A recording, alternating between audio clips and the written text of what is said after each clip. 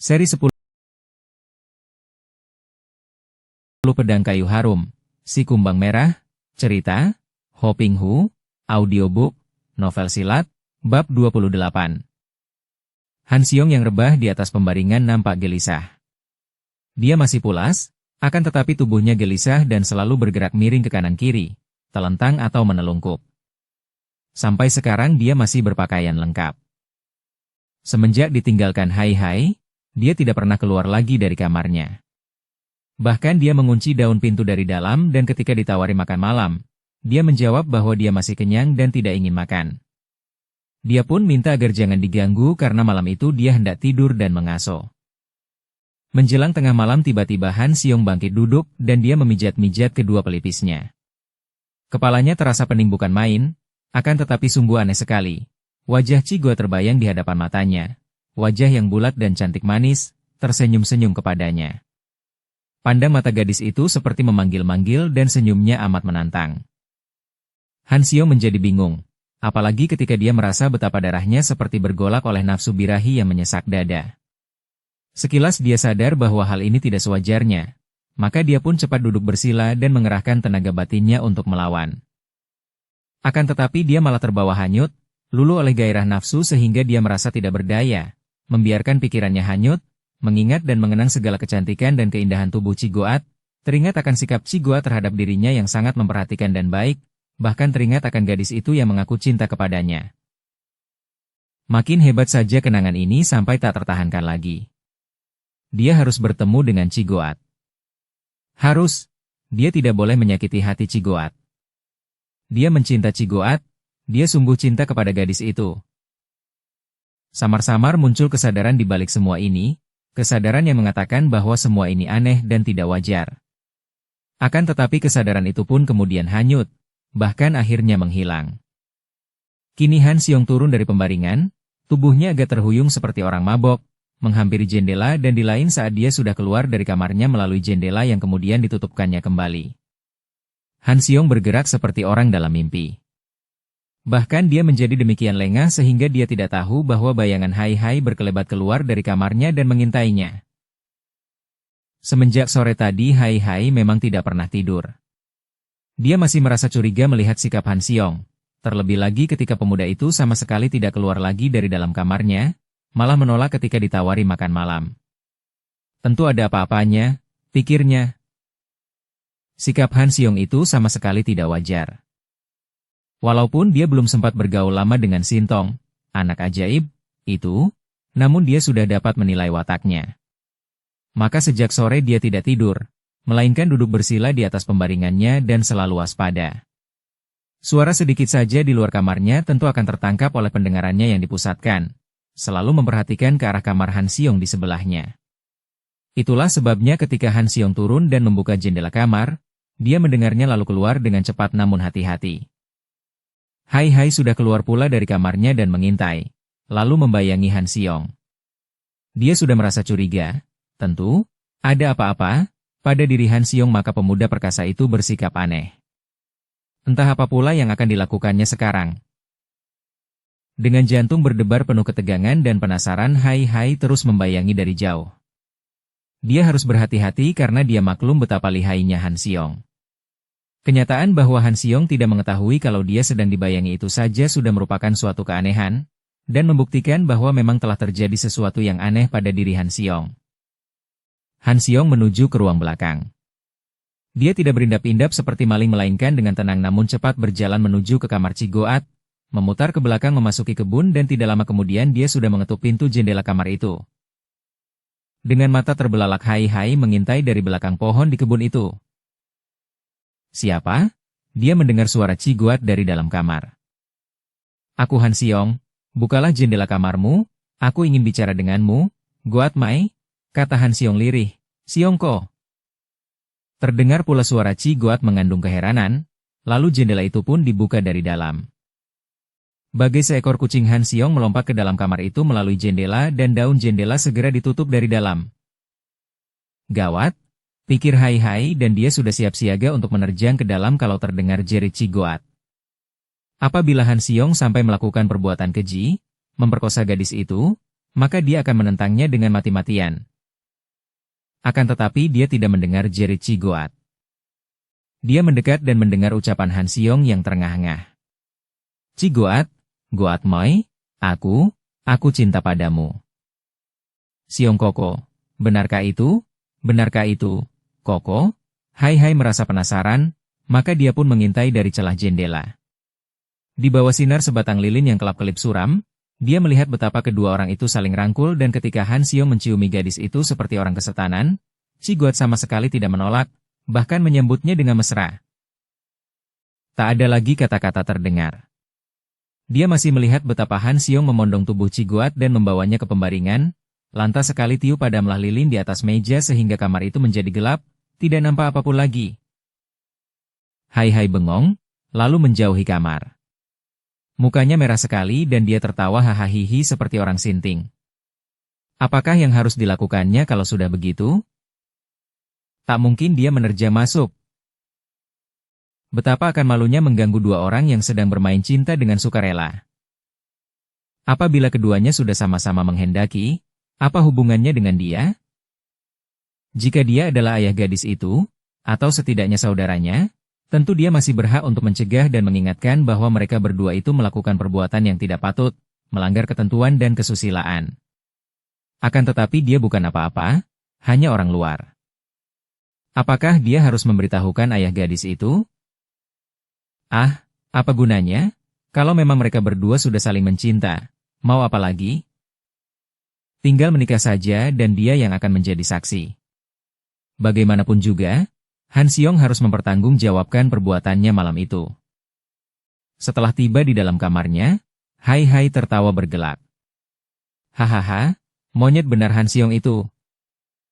Pura-pura alim, tidak tahunya, hahaha, wah, dalam hal ini aku kalah olehnya. Sungguh dia melakukan gerak cepat. Hai Hai tertawa geli seorang diri. Akan tetapi dia lalu termenung. Benarkah watak Han Xiong seperti itu? Pura-pura menolak cinta seorang gadis lalu pada malam harinya menggerumut ke dalam kamar gadis itu? Sungguh sikap yang tidak pantas dilakukan seorang pendekar seperti Han Xiong. Jangan-jangan ada apa-apanya ini. Di lain saat Hai Hai sudah keluar lagi dari dalam kamarnya. Ketika dia mendekati kamar Cigoat, dia hanya mendengar bisik-bisik mesra yang membuat wajahnya terasa panas dan merah sekali. Lalu cepat dia menjauhinya lagi. Setan, bikin aku kebakaran saja, gerutunya geli, dia pun mengamati dari jauh saja. Dia harus melihat Han Xiong keluar dari kamar darah itu untuk ditegur dan dimintai pertanggungan jawabnya. Dia hendak melihat bagaimana sikap Han Xiong. Apabila pemuda itu hanya ingin mempermainkan Cigoat, mempergunakan kesempatan karena gadis itu jatuh cinta padanya, dan tidak mau bertanggung jawab, dia akan menghajarnya. Boleh jadi Han Xiong lihai dan dia belum tentu menang, akan tetapi bagaimanapun juga dia akan menentang dan menantangnya. Han Xiong harus mempertanggungjawabkan perbuatannya malam ini. Waktu terasa merayap sangat lambat bagi Hai Hai. Beberapa kali dia harus menggaruk kulit tubuhnya yang dikeroyok nyamuk. Setan, gerutunya, mereka enak-enak bersenang-senang, aku di sini dikeroyok nyamuk. Monyet Han Xiong agaknya sudah lupa diri dan lupa daratan sampai lupa waktu. Sudah hampir pagi masih enak-enak saja. Tiba-tiba dia melihat jendela kamar Cigoat terbuka dari dalam dan Han Xiong melompat keluar. Nampak Cigoat dengan senyum manis dan rambut aut-autan menutup kembali daun jendela. Hai Hai cepat mendahului Han Xiong yang berjalan kembali ke kamarnya seolah-olah tidak pernah terjadi sesuatu. Barulah Han Xiong terkejut ketika tiba-tiba ada bayangan berkelebat dan tahu-tahu Hai Hai sudah berada di depannya dengan sikap tidak ramah. Akan tetapi kekagetannya ini bukan lain karena kemunculan yang tiba-tiba dan tak tersangka-sangka itu. Han Xiong, bagus sekali, ya. Engkau benar-benar seperti seekor harimau berbulu domba. Sesudah apa yang kau lakukan terhadap Cigoat, maka engkau harus mempertanggungjawabkannya dan mengawini gadis itu dengan resmi. Engkau tidak berhak mencampuri urusanku. Apa pedulimu? Aku tidak akan mengawini gadis manapun. Jawaban ini jelas bukan sikap Han Xiong. Han Xiong, apa yang kau katakan ini? Engkau telah memasuki kamar seorang gadis dan tidur dengannya selama semalaman, Tetapi engkau tidak mau mengawininya? Suara Hai Hai lirih karena dia tidak ingin terdengar oleh orang lain. Heh, engkau lancang mulut. Apa yang kulakukan adalah urusanku sendiri. Aku tidak akan mengawini siapapun dan engkau tidak berhak mencampuri urusanku. Hayo lekas pergi atau terpaksa aku akan menghajar mulutmu yang lancang. Hai Hai semakin heran dan dia memandang tajam, mempergunakan kekuatan sihirnya. Akan tetapi dia tidak berhasil membuat Han Xiong sadar sehingga dia berkata lagi. Pek Han Xiong, tidak tahukah engkau siapa aku? Aku Hai Hai, aku Tang Hai pendekar mata keranjang. Lupakah engkau, aku tidak peduli engkau siapa? Bentak Han Xiong. Ai, sungguh celaka. Jelas bahwa engkau telah bertindak di luar kesadaranmu. Celaka. Kenapa aku tidak menyadari hal ini? Engkau masuk ke kamar Ciguat karena dituntun oleh kekuatan hitam.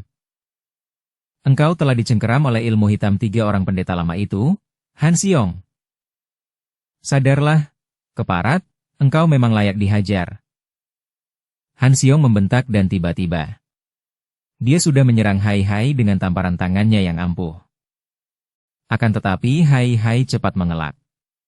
Sampai 4 kali dia mengelak, dan agar jangan sampai menarik perhatian orang lain maka dia pun meloncat keluar dari rumah itu sambil berkata, kalau engkau memang jantan, mari kita selesaikan urusan ini di luar rumah supaya tidak mengagetkan orang lain.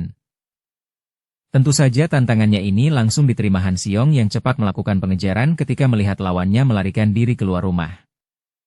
Sesudah tiba di tempat sunyi, agak jauh dari rumah keluarga Ou, Hai Hai berhenti dan menghadapi Han Xiong. Dia mengeluarkan bentakan nyaring yang penuh dengan sinkang untuk membuyarkan semua kekuatan hitam. Pek Han Xiong, sadarlah. Semua kekuasaan dari kegelapan sudah lepas darimu. Sinar terang mengusir kegelapan dan mengembalikan kesadaranmu. Hai Hai menggerakkan kedua tangannya ke arah Han Xiong. Han Xiong terhuyung ke belakang seperti terdorong oleh kekuatan luar biasa, akan tetapi dia lalu meloncat dan kelihatan semakin marah. Engkau sungguh manusia jahat dan layak dihajar. Setelah berkata demikian, Han Xiong sudah menerjang lagi dengan ganasnya. Hai Hai terkejut. Kekuasaan apakah yang sedang mencengkeram Han Xiong sehingga kekuatan sihir dalam diri Han Xiong ditambah kekuatannya sendiri tidak mampu mengusir kekuasaan aneh itu? Dia tidak sempat berpikir lebih banyak karena sangatlah berbahaya menghadapi serangan seorang lawan seperti Han Xiong. Dia pun cepat mempergunakan kelincahannya dan mengelak sambil balas menyerang untuk merobohkan Han Xiong yang agaknya sudah tidak menguasai dirinya sendiri itu. Terjadilah pertandingan yang dahsyat di pagi hari itu, di tempat sunyi luar kota Hoklam. Pek Han Xiong adalah seorang pemuda perkasa yang menguasai banyak ilmu silat yang tinggi. Dari orang tuanya yang turun-temurun menjadi ketua perkumpulan Pek Simpang, dia sudah mewarisi ilmu silat Pek Simpang yang diringkas menjadi 13 jurus. Dari guru-gurunya, yaitu suami istri Siang Kuan Cikang dan Tuan Hui Chu, dia pun menerima gemblengan dan mewarisi ilmu-ilmu silat yang amat tinggi. Baik dari aliran sesat karena kedua orang gurunya itu dahulunya berasal dari dunia sesat, maupun ilmu-ilmu kesaktian yang ditemukan kedua orang gurunya itu, yaitu Kuan Im Sin Kun dan Kuan Im Kiam Sut, peninggalan seorang tokoh di antara 8 dewa. Selain itu dia masih mendapat gemblengan dari Ban Hok Lo Jin, juga seorang di antara 8 dewa, menerima ilmu pukulan sakti Pekong Sin Chiang, bahkan dari kakek ini dia mendapat pelajaran ilmu sihir yang cukup kuat. Pek Han Xiong merupakan seorang pendekar muda yang sukar dicari tandingannya, pandai ilmu silat, pandai ilmu sihir, dan memiliki tenaga sinkang yang amat kuat. Di lain pihak, Tang Hai atau Hai Hai adalah seorang pemuda gemblengan pula. Dia juga murid dari 2 orang datuk sakti yang termasuk sebagai anggota 8 dewa, yaitu Sitian Lamha dan Ciusian Sin Kai. Ilmu-ilmu silatnya disempurnakan oleh kakek sakti Song Lo Jin, dan dia juga menerima pelajaran ilmu sihir tingkat tinggi dari Pek Mao Xian Jin. Dukung channel Novel Silat dengan subscribe, follow, like, komen dan share. Di antara ilmu-ilmu pilihan yang dikuasainya adalah Cap Pek Chiang, 18 jurus pukulan, dari Ciusian Sin Kai yang luar biasa ampuhnya. Sementara dari Sitian Lama dia memperoleh 2 ilmu yang amat hebat, yaitu Yan Chu Chuan In, ilmu meringankan tubuh yang membuat dia seakan-akan pandai terbang atau dapat menghilang saking cepatnya gerakannya, dan ilmu langkah ajaib Jiao Po Poan San. Maka dapatlah dibayangkan alangkah hebatnya ketika 2 orang pemuda sakti ini saling bertemu di dalam sebuah pertandingan. Tentu saja Hai Hai tidak memusuhi Han Xiong yang dia tahu pasti dalam keadaan tidak wajar. Dia selalu mengalah dan mengandalkan ilmunya Jiao Po Po Ansan yang membuat semua serangan Han Xiong tidak mengenai dirinya. Akan tetapi, Hai Hai merasa kewalahan juga karena kalau dia tidak bersungguh-sungguh. Sebaliknya Han Xiong yang agaknya sudah tidak sadar lagi siapa dirinya, terus menyerangnya dengan hebat, mengerahkan semua tenaga dan kepandaiannya. Sambil menghindarkan semua serangan Han Xiong dengan ilmu langkah ajaib Jiao Po Po Ansan, Hai Hai memutar otaknya. Dia merasa yakin bahwa keadaan Han Xiong tidak sewajarnya. Sudah pasti bahwa pemuda ini sedang dicengkeram kekuasaan ilmu hitam yang amat jahat dan kuat. Melihat sikap pemuda itu, bukan mustahil bahwa semenjak sore tadi kekuasaan itu mulai mempengaruhinya biarpun belum hebat. Akan tetapi kini kekuasaan itu telah menguasai Han Xiong sepenuhnya. Bukan sihir biasa, dan agaknya mereka yang menyihirnya tidak berada di tempat itu. Tentu sihir ilmu hitam yang dilakukan dengan mempergunakan alat-alat dan jimat-jimat, dengan kekuatan mantera dan bantuan iblis. Buk! Tubuhnya hampir terjengkang dan cepat Hai Hai meloncat lalu menggerakkan kedua kakinya memainkan langkah ajaibnya. Setan, pikirnya, hampir saja dia celaka karena tadi melamun memikirkan keadaan Han Xiong. Sebuah pukulan ke arah dadanya hampir mengenai sasaran. Untunglah dia masih sempat memiringkan tubuh dan menerima tonjokan keras itu dengan pangkal lengannya. Dan merasa betapa pukulan itu keras sekali, Hai Hai maklum bahwa Han Xiong dalam keadaan tidak sadar itu benar-benar menganggap dia seorang musuh besar.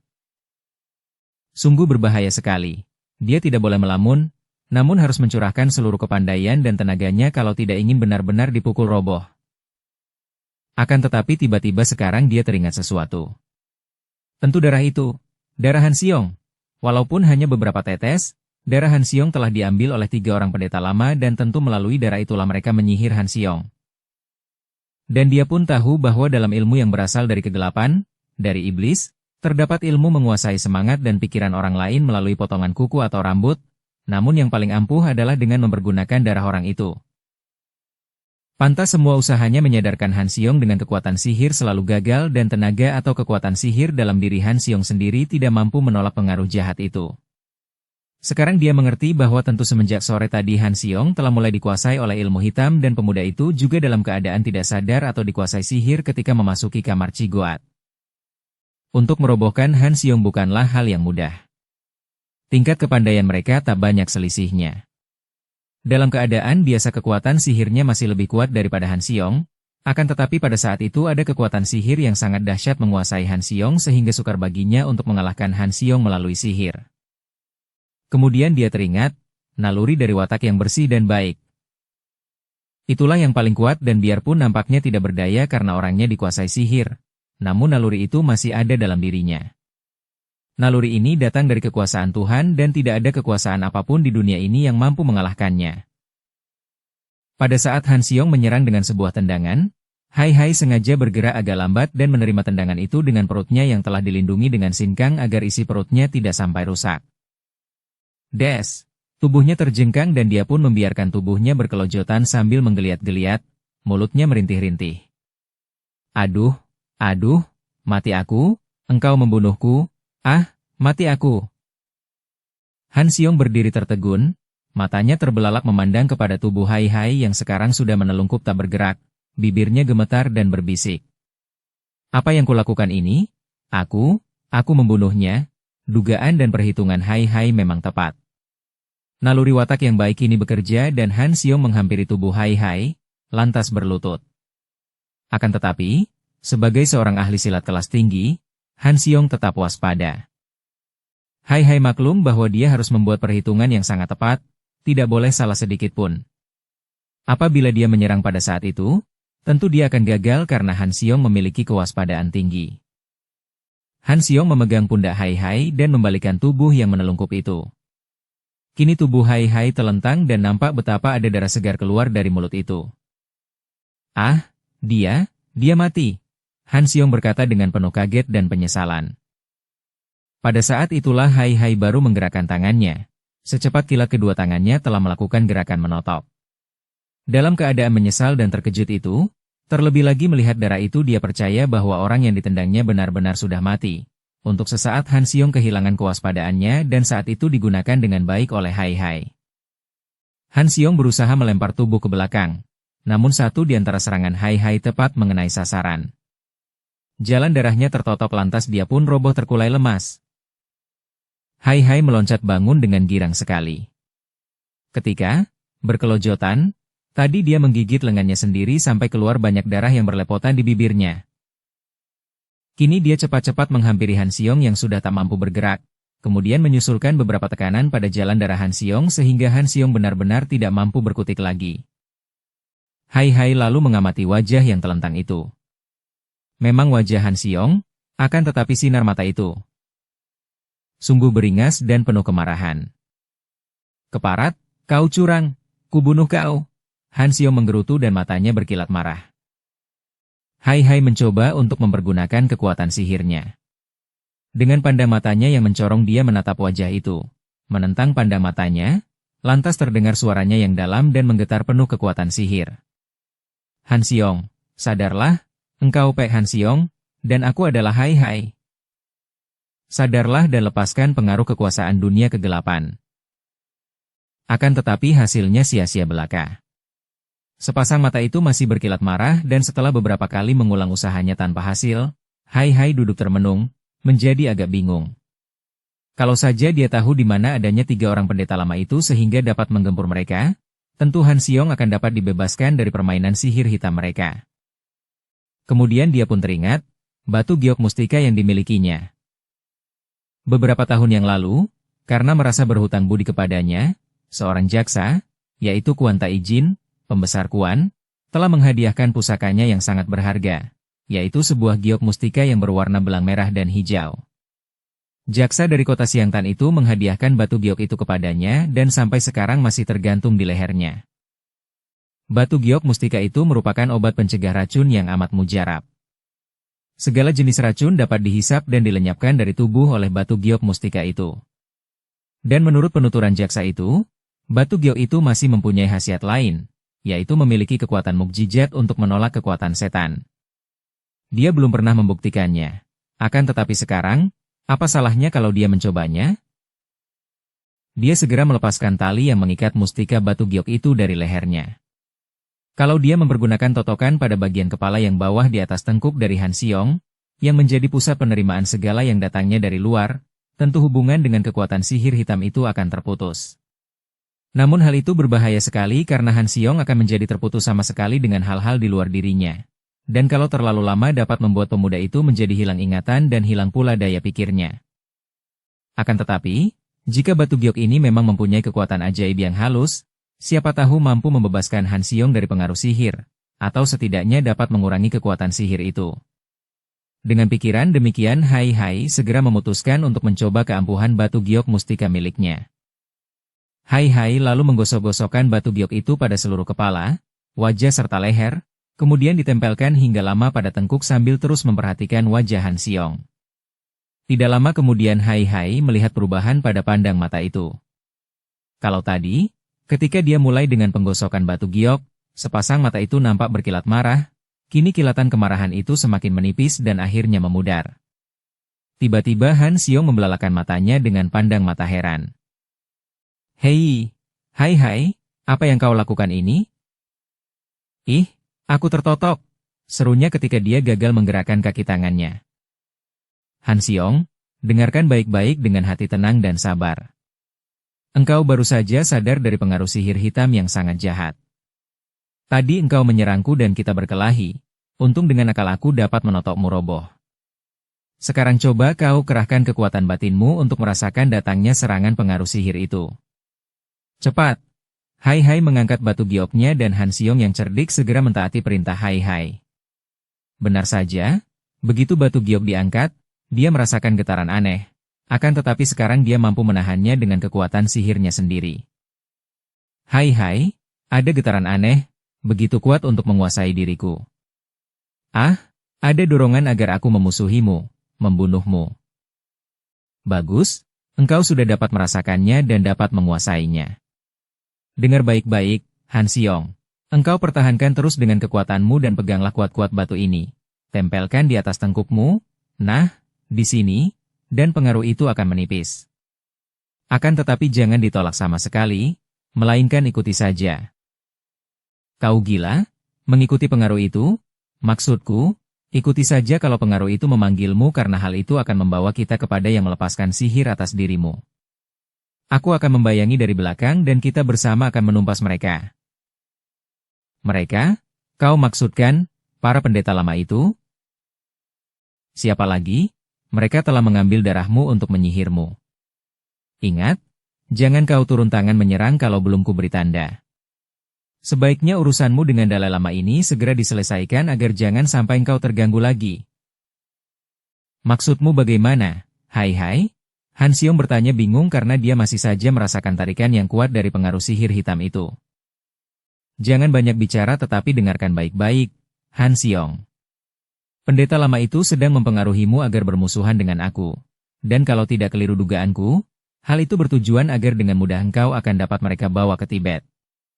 Bukankah dari dahulu, sejak kau bayi, mereka itu memang hendak membawamu ke sana? Sekaranglah saatnya yang baik. Engkau telah tahu bahwa engkau disihir, akan tetapi dengan batu giok itu engkau dapat menolak sihir mereka. Engkau pura-pura dalam pengaruh sihir mereka dan bila mereka mengajakmu ke Tibet, kau ikuti saja. Aku membayangimu dari belakang dan kita bersama akan melihat apa yang sesungguhnya terjadi di sana. Maukah engkau menempuh petualangan baru di Tibet bersamaku? Tentu akan penuh bahaya dan hebat sekali. Maukah engkau? Hai tidak menyebut tentang Ciguat karena kalau sampai pemuda itu menyadari apa yang sudah diperbuatnya dengan Ciguat maka hal itu akan menjadi pukulan batin yang sangat berat dan akan melemahkannya sehingga pengaruh sihir itu akan lebih mudah lagi menguasainya. Baik, aku mengerti. Dorongan itu makin kuat, menyuruh aku membawa pakaianku dan pergi dari rumah itu. Bagus, sekarang kubebaskan engkau dan ikuti saja, Han Xiong. Ingat, segera gunakan batu kemala, giok, itu kalau sampai dorongan itu terlalu kuat. Engkau harus selalu dapat menguasai dirimu, dan hanya berpura-pura saja taat kepada pengaruh sihir mereka. Tanpa ragu-ragu lagi Hai lalu membebaskan totokan pada tubuh Han Xiong. Pemuda ini dapat bergerak kembali dan Hai mengangguk-angguk. Nah, turutilah perintah melalui pengaruh sihir itu Han Xiong. Keduanya lalu kembali ke rumah keluarga Ou, seolah-olah tidak pernah terjadi sesuatu. Kini di dalam telinga Han Xiong terdengar jelas perintah bahwa dia harus membunuh Hai, atau menjauhkan diri dan setelah mengambil pakaian harus meninggalkan rumah itu tanpa setahu Hai. Tanpa setahu Hai, akan tetapi Han Xiong segera tersenyum. Hai akan mengetahuinya, yang tidak tahu adalah mereka yang menyihirnya. Kedatangan mereka disambut oleh Olokai yang terlihat bingung dan gelisah sekali. Betapa terkejut rasa hati Hai ketika mendengar dari tuan rumah itu bahwa Ouchigua telah pergi dari dalam kamarnya. Ia mengamati wajah Han Xiong yang mengerutkan alis dan kelihatan terheran-heran.